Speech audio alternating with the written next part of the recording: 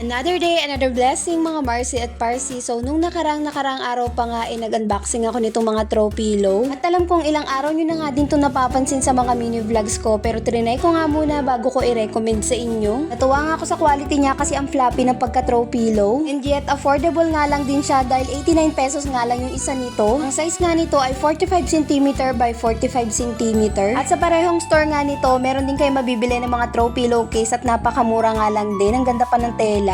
Alam nyo ba tong throw pillow case na to ay 52 pesos lang yan? At bukod nga rito, napakarami pa nilang available na design para sa throw pillow case. At alam nyo ba, sa ilang araw ko na nga itong ginagamit, ino-observe ko talaga kung iimpis ba siya. At in fairness, mula nga nang binuksan ko ay hindi pa rin nagbabago yung itsura niya. Napakarami pa nga nilang products na ino-offer sa store nila at isa na nga dito itong comforter. Available nga to sa single, double, queen size at saka king size. Grabe, ang lakas nga maka-hotel vibes nito at yung feeling pala nito ay microfiber. Sakto lang din naman yung softness at saka yung thickness nito. Ito nga palang size na napili ko ay queen size dahil queen size nga itong higaan namin. At dahil naka-landscape nga itong higaan namin para magkasya kaming apat at nakalapag lang din siya sa may lapag. Kaya naman ganito lang yung pagkakaayos na ginawa ko. Perfect nga to sa mga naka-aircon sa bahay at pwede rin naman to kung naka-electric fan ka lang lalo na kung lamigin ka. Kung nagustuhan nyo nga yung mga throw pillow, casing, pati na nga rin tong comforter ay ilalagay ko na lang ang link sa may comment section.